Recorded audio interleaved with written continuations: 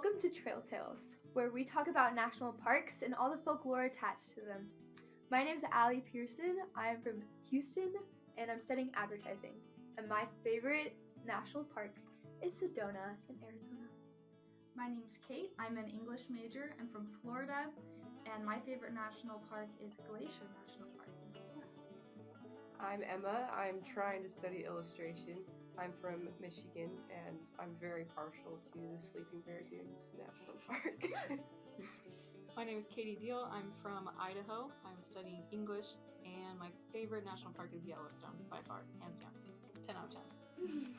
Hi, my name is Adriana Samudio. I am an English major here at BYU, and my favorite national park would have to be Moab, but that's also because that's the only one I have ever been to. But I do think it's very beautiful. So There you go. Yeah. Well, as you can tell, we kind of like national parks here. And I want you guys to close your eyes and picture yourself on the trail. Maybe we stopped to the side for a little bit and started a campfire, and we're settling down to tell some tales. The thing that I love most about national park folklore is the fact that oftentimes people enter nature to find something or escape from something. We don't like our lives. Not all the time. We don't love every moment, so we escape into nature. But it's more than that, because we're always seeking a certain experience.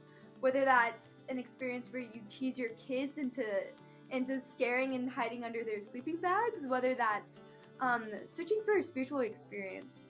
We enter the forest seeking, and sometimes we exit the forest wanting a greater escape than when we came in.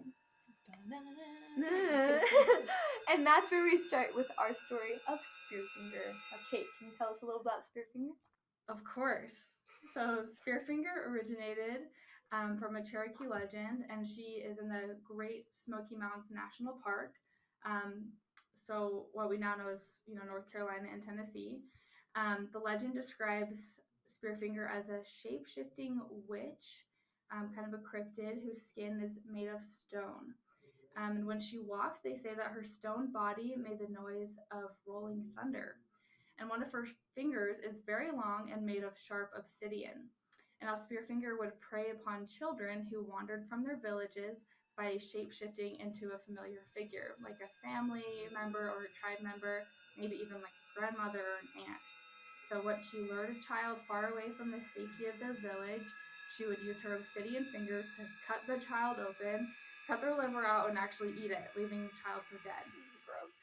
So even though this story originated as an indigenous legend, the lore and the story of Spearfinger seems pretty alive in the minds of a lot of hikers today, especially in the Great Smoky Mountains National Park. So there are actually a few places within the park with which Spearfinger is pretty closely associated. One of these is Lakeview Drive, which is also called the Road to Nowhere. Pretty ominous. It's a 6-mile road that leads going nowhere to without your liver. Yeah. It's 6 miles, and it comes to a dead end at this really long, dark, and abandoned tunnel. And I was on YouTube and actually came across this video of a hiker walking up to the tunnel, and he said, "Everybody knows that Spearfinger lives here." And he hiked up to the tunnel and a ways past it. And him and his wife, I think, they kept joking that they were about to meet Spearfinger, and that hopefully she wouldn't want their livers because of how unhealthy theirs probably were. Clickbait. They said, "This is not clickbait. We actually saw Spearfinger." We met her. But I just find it really interesting that Spearfinger's story is still known and told on the trails that she originated on. So yeah, if you ever find yourself on a trail or camping in the Great Smoky Mountains, maybe tell us your story about Spearfinger's legend. Yeah. But I actually saw the parts of her legend too that are way more complex, too complex to go into. But I think the original native legend has her a fight with the stone man too, and she has a raven friend and she sings. So I think there's She's actually a Disney princess. yeah. So I think there's actually way more backstory to her. Does she sing to lure people into the forest? I believe so. I think that's what I saw. So that's another kind of ominous part of our Spearfinger. Well, that will tie in later. Yes. I mean, we are talking about alluring figures. The idea of her shape-shifting to lure you is very interesting too. Mm-hmm. Of taking on the appearance of someone that you can trust. Definitely. Especially with children. Yeah, because Yeah. if we're thinking this story, like, it was told probably as a way to like keep children from wandering off, right? To scare them into keeping the rules and staying close to camp or whatever it is. And it's also that idea of like stranger danger, like who do you trust, type of a thing. And then if they're taking the shape of your family, how can you trust your family if they might be a Spearfinger in disguise? So it's interesting that it's addressing different kinds of anxieties. Like, can you not only not trust strangers, but also your own family? The original context of a Cherokee legend, and now it's like taken from that context to hikers sharing it as a way to sort of like spook each other on the trail and like let's go and legend trip to this tunnel and stuff. Because you did say you found people that specifically went to these locations to have a haunted experience, right? To go on the Spearfinger hike. Oh, interesting. Oh, I love it. What's really cool about the Great Smoky Mountain National Park is that while we have this very terrifying figure of Spearfinger out there, there's also a more benevolent spirit that is rumored to roam these forests. And so this story is what we've just been calling him the Friendly Lantern Spectre. There's not as much like mythological precedence going on here, but it's just stories basically shared of a settler who died, supposedly searching for his lost daughter in the woods.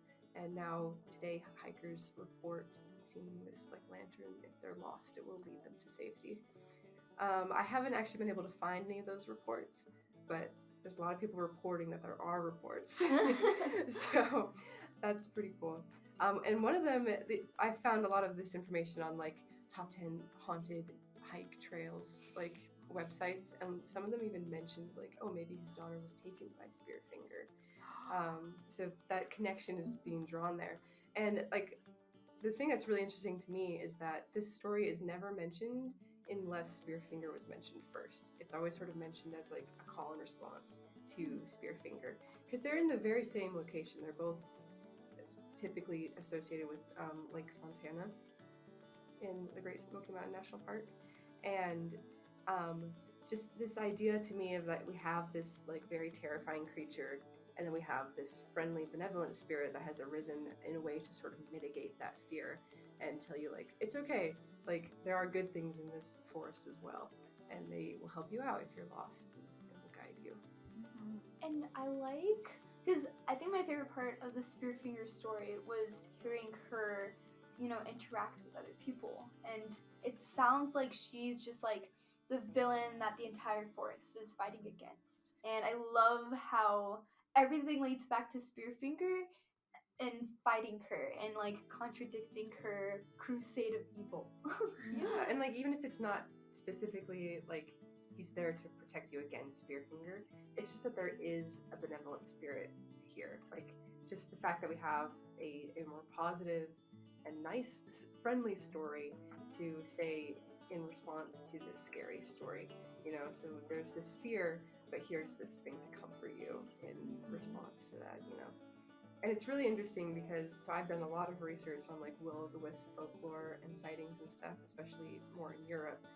And this is sort of a reversal of those stories, where typically will-o'-the-wisps will lead people astray, will lead them off the path and into the bog where they will drown. And here instead we have a lantern that is guiding you. Because it's very similar in that it's like a person with a lantern is what this light is. That's seen a lot. Like will of the wisp actually means like will with the wisp, which is a torch. And there's also Jack with the lantern or Joan with the wad, which is another name for torch. And so it's like we have it's very similar in that we have a figure who is holding this light, but here he is guiding you when you're lost instead. But I did find there was one story in like Europe of there's like this rhyme that people would say if like they were out late at night or whatever. It says, Jack of the lantern, Joan of the love is what this one says. Take me home and I'll give you a crumb. Or the other version is light me home, the weather's bad. Just this idea of like calling upon this entity to guide you home, and in return for giving them some food or for giving them like shortening their stay as this ghost figure that's like stuck kind of in purgatory. Yeah. And so that is interesting how that kind of calls back to it here. And so this one, it's interesting that it's like he has this story of he was searching for his daughter, and it seems he died trying to find her but wasn't able to, and now he is guiding other people. I always find it so comforting in this term of like there's like people looking out for you, right? And like there's evidence of that in our lore, and that reminded me like this conversation about like the San Antonio ghost tracks, Mhm. you know, where it's like there was this unfortunate event, but like these children are like they want to help you and push you along and protect you, kind of thing. Yeah, I think instead that's of just so being cool. vengeful and wanting you to meet the same fate, they're Mhm. actively trying to help you avoid the fate that they reached. You know? Yeah. All right, but are we going to talk about how this is the same thing that shows up in the Cartoon Network show Over the Garden Wall?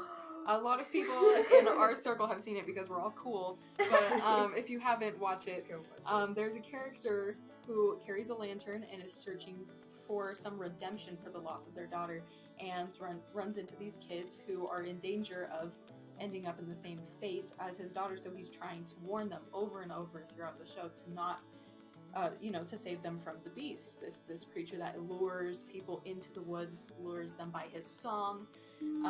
So there's so many parallels in this show specifically, and I've decided to have Kate add another log to the fire. And so we're burning up, we're ready to move. listen to the crackles. Yeah, listen to the. But as we add another log to the fire, we move westward to Yellowstone. The first national park in the United States. Woo! And we've been talking about sirens and songs and danger. Adriana has an excellent cryptid to tell us about. Oh yeah, I totally do. So this is a really fun story.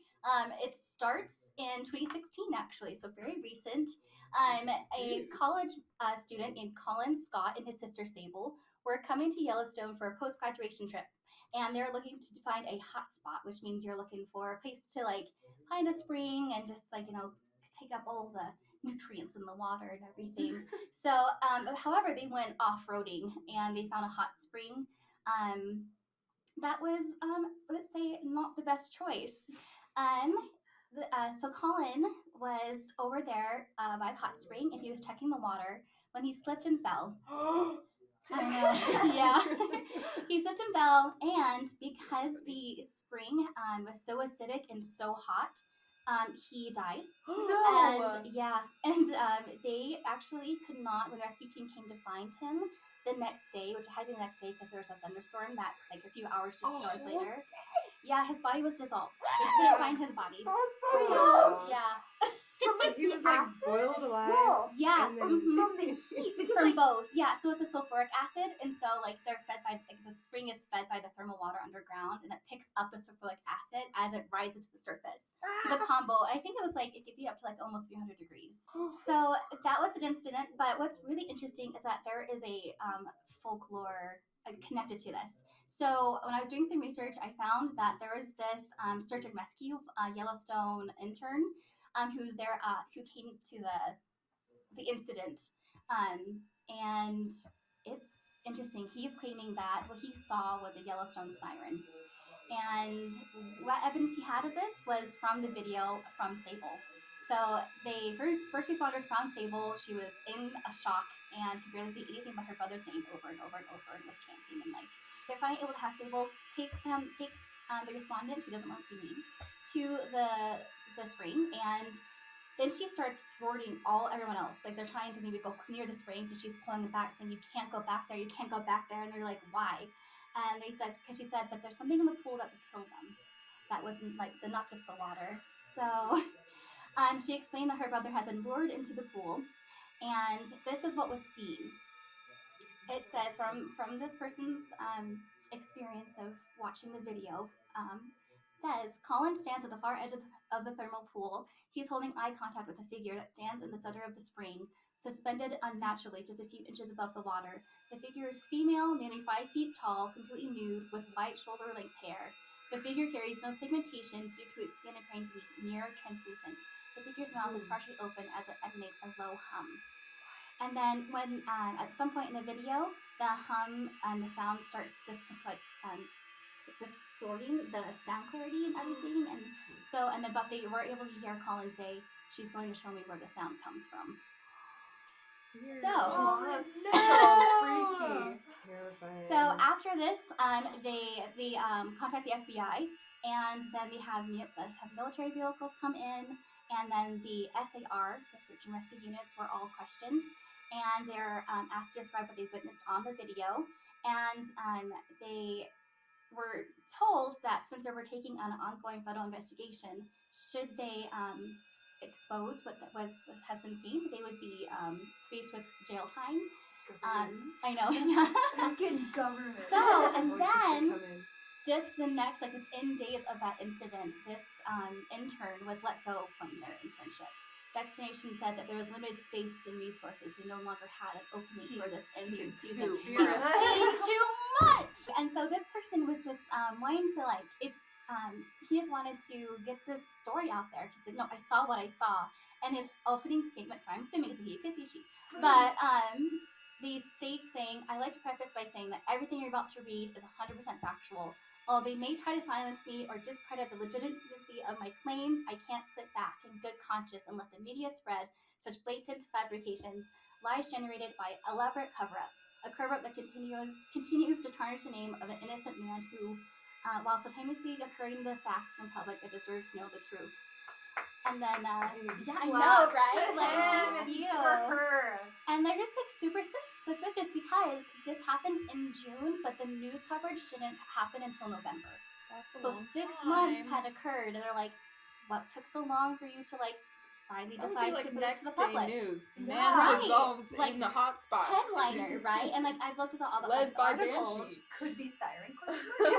Yeah, and most of the articles are like most have new like they're in November. Like there's nothing but Wow. claiming it happened in June. Interesting. And even the articles are stating, yes, this we're reporting now, but it happened back in June.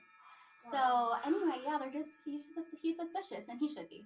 Such Yeah. a rare story. I love that. It's cool, but my story is not the only place where there are sirens involved. So Right. Well, I mean, if you think about sirens or banshees as fallen angels, then you have to wonder about the unfallen angels. Or so with Spearfinger and the Lantern Guy, we're talking about kind of opposite legends that work to fill the gaps of fear with hope or with promise of safety.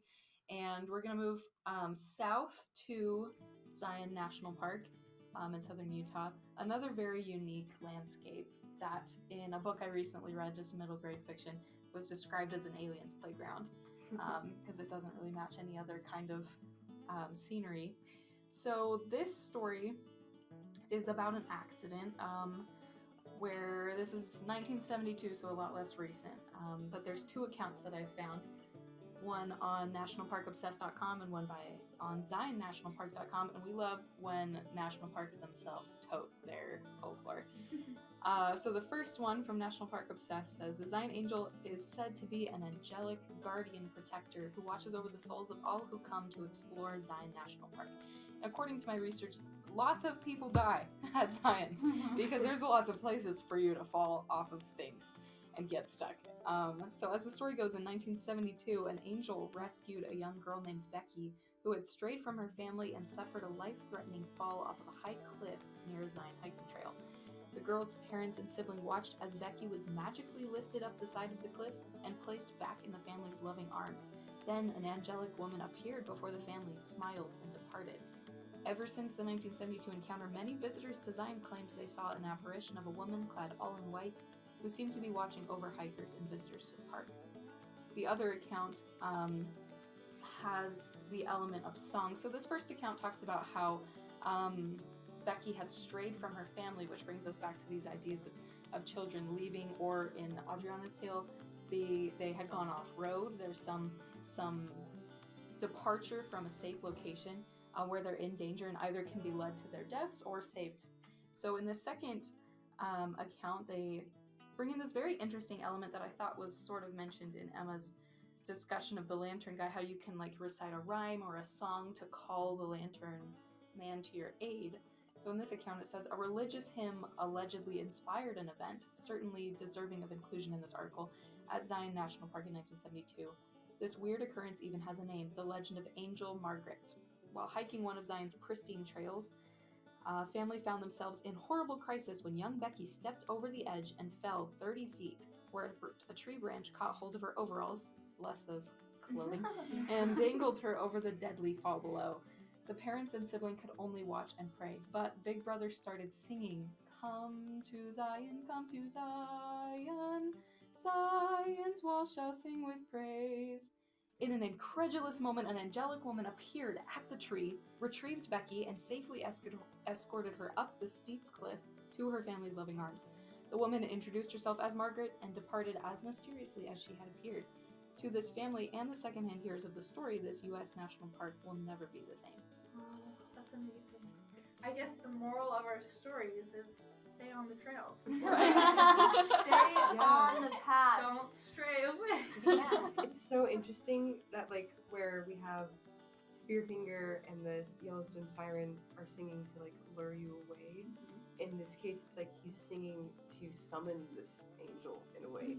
You know, like yeah, that's just a really I'm weird thinking connection. about how he specifically sings the song about Zion, and they're in Zion National Park, and we're talking about how these places kind of create these tales. We have hotspots that's unique to Yellowstone, and then the specific lake and these tunnels, these places where these cryptids make sense to be. And if you're thinking about Zion National Park, there's this religious element. So like Ali mentioned at the beginning, if you're looking for a spiritual experience, or if you need a miracle, and you're here staring at your sister who is in imminent doom, then are you going to sing anything but the song that your national park is named after? I don't know, but that's, according to this story, what crossed these people's minds and thought, well, if I'm going to need an angel, well, I'm going to call for Zion. No, I just think it's really cool, like how you guys were saying that it's so connected to place, and Emma was talking earlier how these national parks are so preserved, and because they're so preserved, there's so much history there. Like there's indigenous history, there's religious history, and because of that, these stories evolve with the local legends, and they kind of stay in our minds with the local people, with the local hikers, and I think that makes for really great tales. Yeah, like you wouldn't these stories wouldn't hit so hard if it happened like in a city where the girl fell off like of a tall building or something. It's like there's these entities that are living out there, you know, in these preserved wildernesses. You kind of national enter their parks. We've territory. entered the liminal space. And it's like we talked about respecting nature and going and like carrying out what you bring in and picking up trash and taking care of it, because especially if you're coming like from general ideas from Native Americans like that, it's a shared space, it's not owned by either people, that there is this chance that the creatures that live there could be hostile to these invaders as we're trying to just experience nature, or could be gratefully like friendly and helpful and understanding. So maybe there's also this element of like what you bring to the situation can be what you take away. Well, thank you so much for listening and talking about alluring figures in national parks. We love the idea of entering nature and entering a place that's not your own. And as we enter a place that's not our own, as we snuff out this fire and kick some dirt on top of it, and make sure to follow Smokey the Bear's protocols, of course, because we're good, responsible people. We continue down the path to discover more unknown and find if these legends are truly what they say they are.